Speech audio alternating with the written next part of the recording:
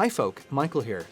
I have been in the short-term rental business right the way through from 2019, 2020, right in the heart of the lockdowns when the tourism industry was getting destroyed, 2021 and 2022 during that rebound, 2023, 2024, and now 2025. And in this video right here, I'm going to share some personal short-term rental setup tips just for you in a walkthrough of one of my very own short-term rental properties. And if you like this video, do me a solid. Please click on that like button. It really does help the YouTube algorithm. And subscribe for more if you want some more pro rental tip videos. So let's dive straight in. I get these from IKEA. These are the Freiheiten in IKEA. Sectional sofa pulls out down the bottom. These just come straight out if you want, right? And it turns into a queen size bed rather easily, just like that. So you can pull it out. Also this one here, they're all Bombstad black. This also converts into a sectional, rather into a sleeper, and you can lift up what's inside there. You can put the stuff in. Also, this one here just pops straight up. I don't want to ruin it too much, but just goes up like that, right? And it just goes straight up and you have things inside there. So it's a really solid, nice bed that you can double up. And that means you can get two people here. It just adds like an extra 4 people. Carpets as well. You want to have something that's a little bit noisy that goes with everything, but it's going to show up almost sort of like the salt and pepper, but it shouldn't show too much dirt because again, you're going to get a lot of traffic. I'm trying to protect the floor to a certain extent. Over here, and then we have these lovely little lights. You can get those lights in IKEA, wonderful lights.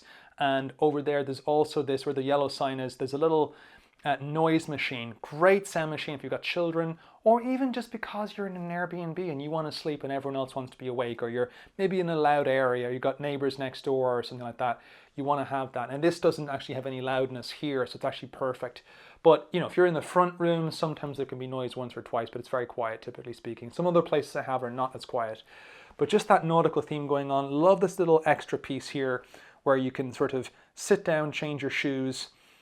This nice kind of velvet bed, really good for photographs, kind of has that theme, right? You want to go for themes in certain rooms. Now this, you won't see it right now, right? Because I don't have the lights on and it's quite dark, but this was a closet. And I noticed that there was this balcony out here.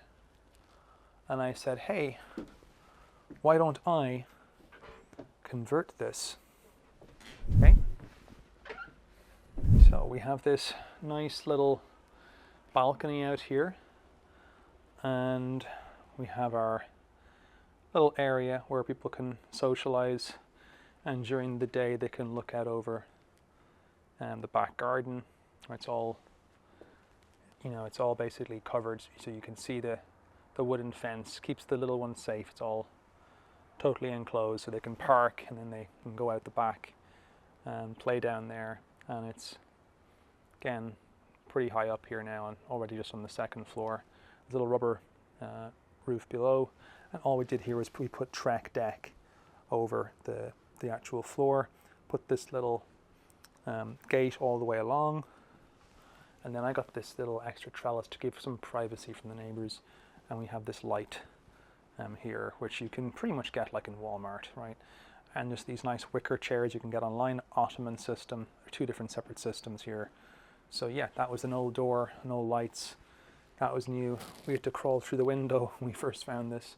It was clearly used at some point as a balcony, and then it was closed because the neighbors have one. But so it really does add an extra feature, right? That they can walk out there. If you can do something like that, do it. But if you can't and you're worried with the neighbors, you know, that's something that could go. But it's just, it really is a bit magical having something like that, something unique, like a walkout balcony. Right, so that's, I would call this my masculine room with all the navies, etc., the dark navy. Whereas this is more feminine, I kind of look at it like this, right? So we have kind of different colors in here. Again, this is just me designing it, right? No woman designing it, but I was trying my best. So by trying my best, I mean getting like Audrey Hepburn book, things like that. Again, TVs as much as you can. If you can have a TV in every room, I'd recommend that. This here, you have a canopy bed just to make it really good for the photographs, kind of looks entertaining. Again, just a picture behind. Again, the same kind of setup. All the same electronics. You have your radio alarm, etc. This is a walk-in closet over here.